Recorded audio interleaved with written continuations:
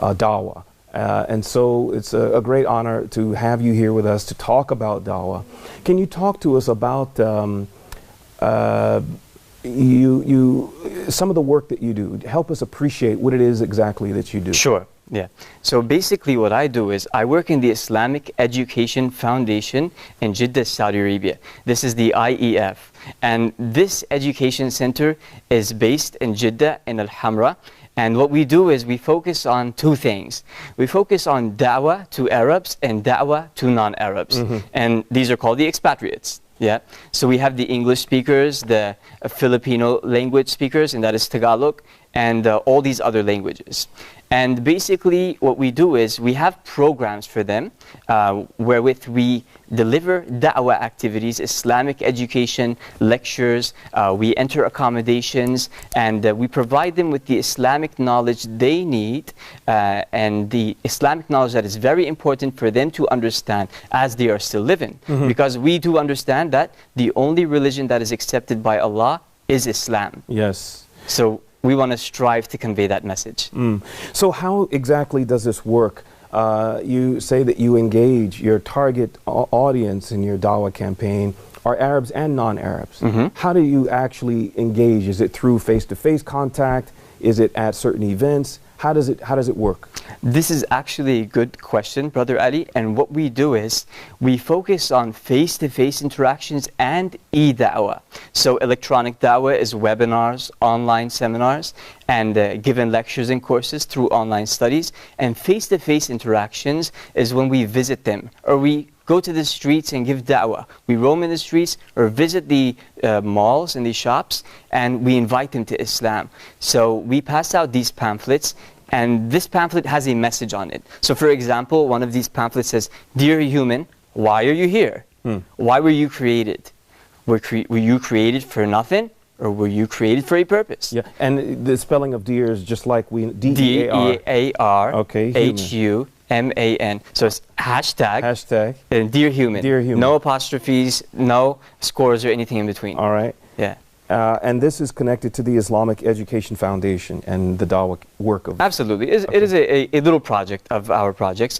Some other projects we do is we focus on the new Muslim, because many new Muslims who come to Islam tend to leave Islam because they have nobody with them, helping them, supporting them, teaching them more about Islam.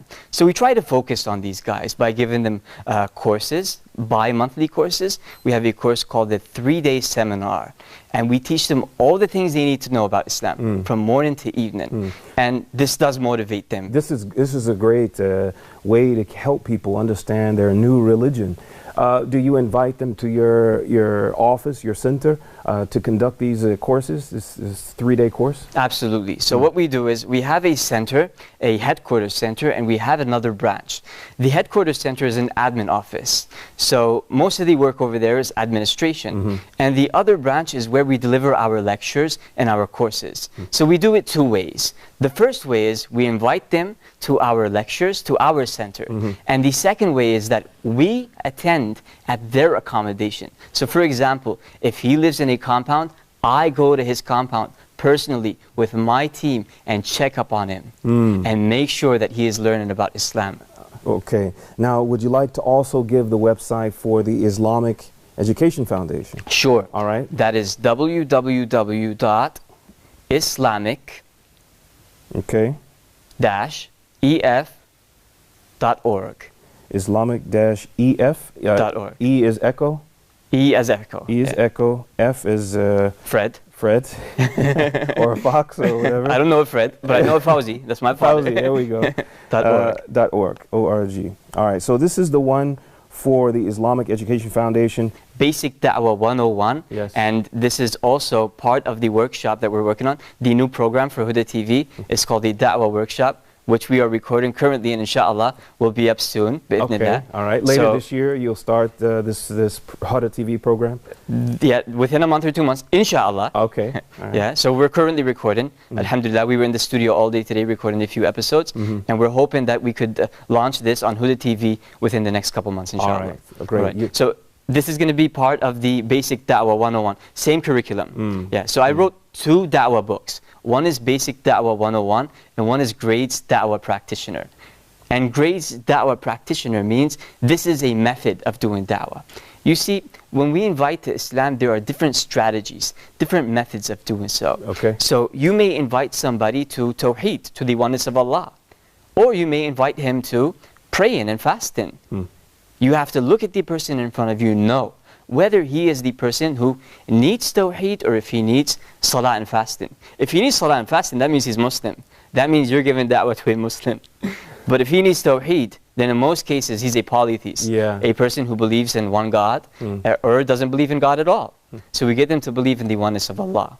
I like this perspective, giving dawah in certain areas. It's a very informed way, and it makes the person sensitive and perhaps more careful and, inshallah, successful. What other points, as we approach the end of our segment, have we not addressed yet that you think are important for us to talk about? Okay, I would say the new Muslims, they need focus. They need help, they need support, they have a lot of issues, they need solutions from the right people who could be there for them. I mean, I would stress on this point. Many people focus on getting people to come to Islam, but after they come to Islam, they don't know anything about this person, in most cases. So I would stress on the point that we need to focus on the new Muslims. We want more new Muslims in, and we're not going to stop inviting people to Islam. They need to be cared for. Absolutely. We need to take care of them. We need to follow up with them. And this is what we're doing. We're trying to do in our center, inshallah. We follow up with them through phone calls. We visit them. They visit us. We give them educational courses, teach them, train them. And some of them don't want to learn a lot about Islam. They want to learn about the Arabic language. So we invite them. We say, you don't have to learn about Islam. Come learn about the Arabic language. And once they learn about the Arabic language, they eventually want to learn more about Islam. And subhanAllah, this is the way of dealing with the new Muslims. Being there for them.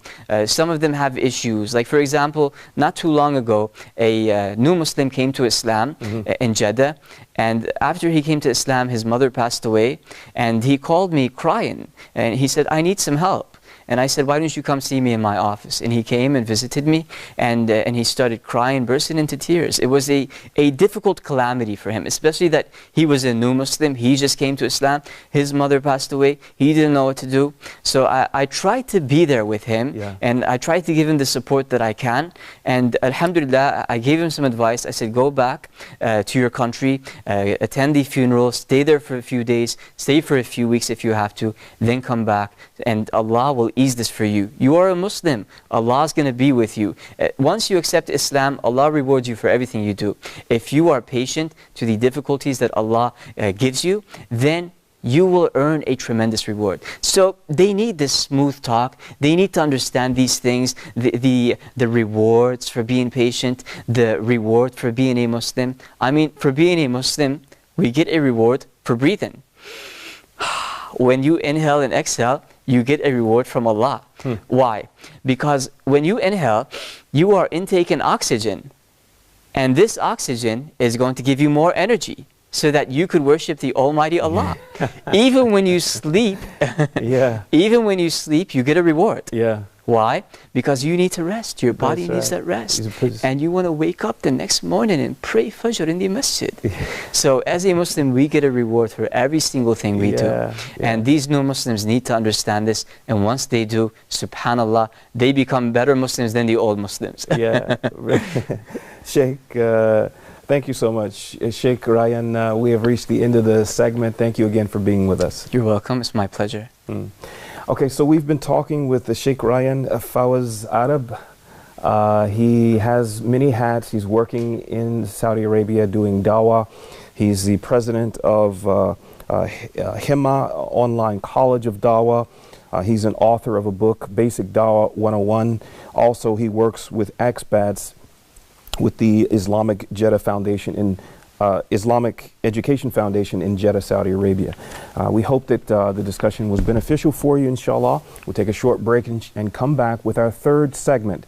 When we come back, we're going to be talking about the continent as I like to say, the Islamic continent of Africa and some of the challenges that it's faced with. We'll be right back after a short break. Assalamu alaikum.